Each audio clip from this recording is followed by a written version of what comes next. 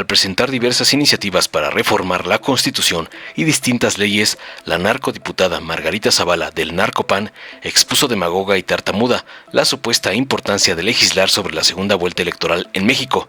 Espetó que este mecanismo fortalecería la democracia al garantizar que el presidente electo cuente con más del 50% del respaldo ciudadano, otorgándole mayor legitimidad. Cínicamente deliró en que la segunda vuelta promueve un voto más libre y consciente, al evitar presiones como el voto útil en la primera ronda. También alucinó en que fomenta el diálogo entre fuerzas políticas y permite que los votantes tengan una decisión más reflexiva y pragmática en la segunda vuelta. Finalmente aseguró que disque beneficiaría a la pluralidad y reduciría la polarización en el sistema electoral, concluyó sus sandeces.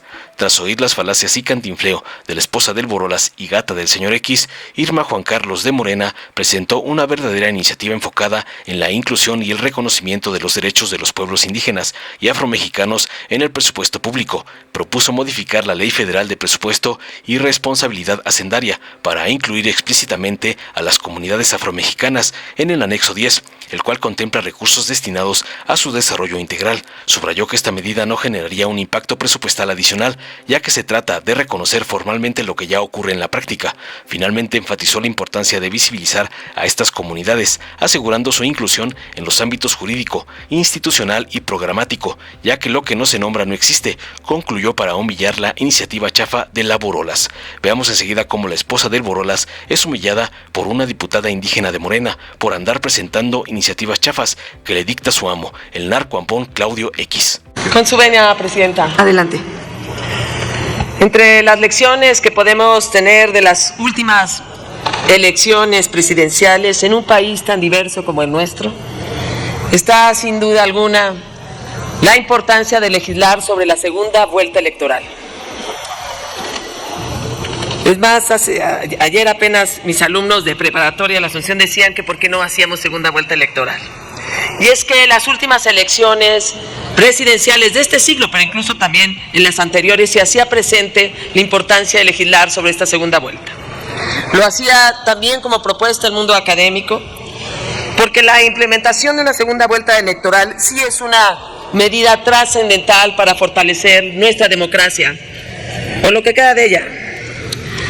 Es importante que un ejecutivo cuente con más del 50% y del electorado, y una segunda vuelta electoral precisamente ayuda a esta legitimidad.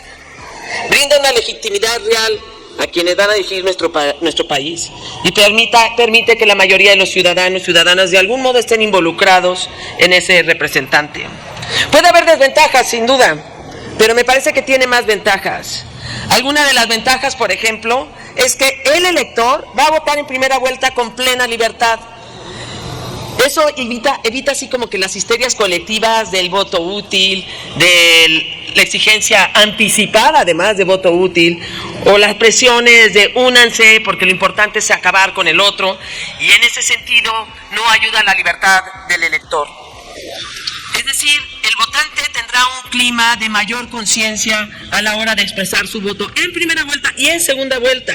Por eso muchos de los países democráticos establecen la segunda vuelta electoral como parte de su sistema. Mucho más lo tendría que hacer un país tan diverso como el nuestro, porque deja votar en plena libertad en la primera elección. Y en la segunda, desde luego hay un voto consciente, pero también consciente del pragmatismo y la realidad al ver los resultados de la primera vuelta.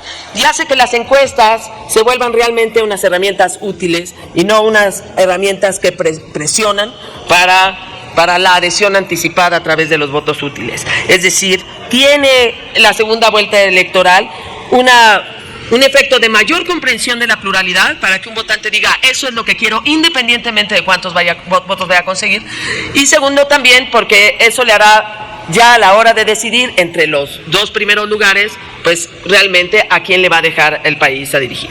Segundo, además también fomenta el diálogo, porque se hará más cuidadosos cualquier candidato o candidata de pelearse con otras fuerzas electorales.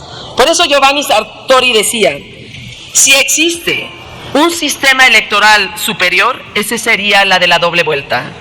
Castiga la política ideologizada y recompensa la política pragmática. En definitiva, esta segunda vuelta garantiza una democracia más inclusiva y representativa, porque va a permitir que todos los partidos políticos propongan a su propio candidato o candidata, a sabiendas que después se habrá una segunda vuelta electoral. Y lo propongo ahorita, en esta nueva legislatura, presento esta iniciativa en el primer periodo ordinario de esta nueva legislatura, que inicia además un sexenio, porque como Jorge Carpizo opinaba, que lo mejor era una propuesta después de las elecciones presidenciales, cuando se pudiera legislar sin dedicatoria.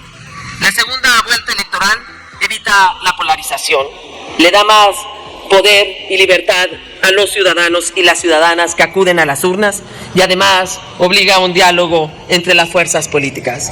Muchas gracias. Gracias a usted.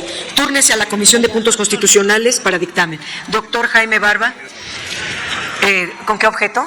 Preguntarle a la oradora si me permite suscribir su iniciativa. Diputada. Claro, con mucho gusto. Muchas gracias. Gracias. Con su venia, Presidenta. Adelante. Buenas tardes, compañeras y compañeros diputados.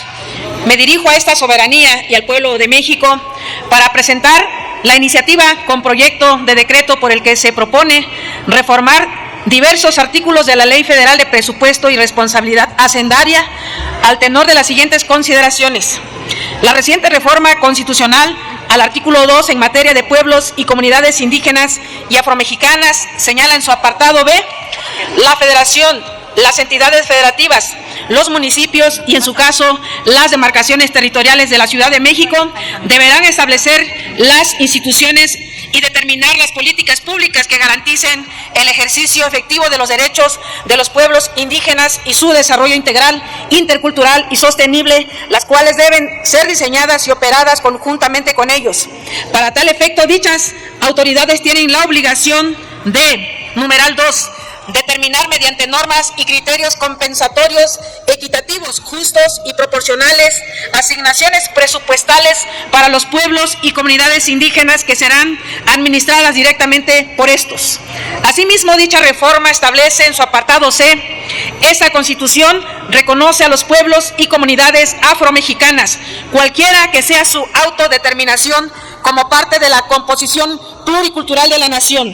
Tendrán en lo conducente los derechos señalados en los apartados anteriores de este artículo, a fin de garantizar su desarrollo e inclusión social en los términos que establezca esta Constitución, así como su libre determinación, que se ejercerá en un marco constitucional de autonomía que asegure la unidad nacional. Es importante recordar que la reforma al artículo 2 constitucional que recientemente aprobamos reconoce también a los pueblos y comunidades afromexicanas como sujetos de derecho público con personalidad jurídica y patrimonio propio. ¿Qué es lo que proponemos?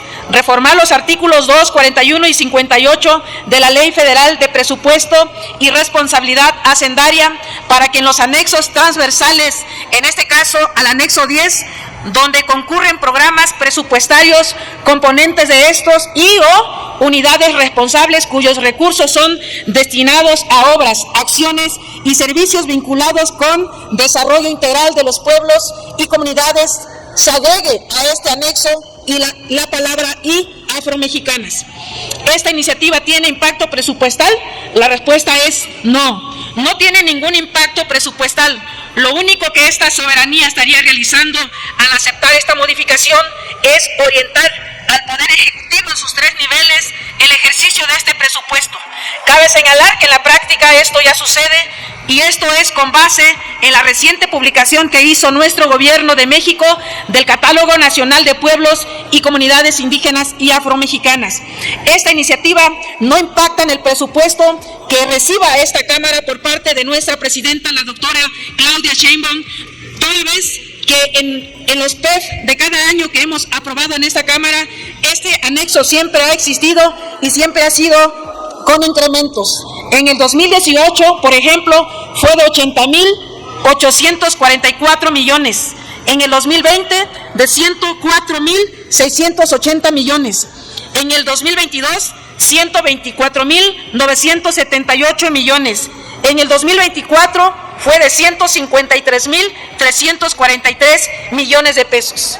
La presente iniciativa demanda el reconocimiento pleno de quienes asumen esta identidad afromexicanas y afromexicanos de sus derechos y las medidas específicas para su atención, pugnando porque estos elementos sean considerados explícitamente en los ámbitos jurídico, institucional, programático y en particular en el presupuesto. Porque recordemos, hermanas y hermanos, que lo que no se nombra no existe. Por eso es prioritario actualizar el título del anexo transversal 10 para quedar como sigue: desarrollo integral de los pueblos y comunidades indígenas y afromexicanas. Es cuanto, diputada presidenta, por su atención, hermanas y hermanos. Muchas gracias. Dale en me gusta, suscríbete, activa la campanita y compártelo para que más gente lo vea.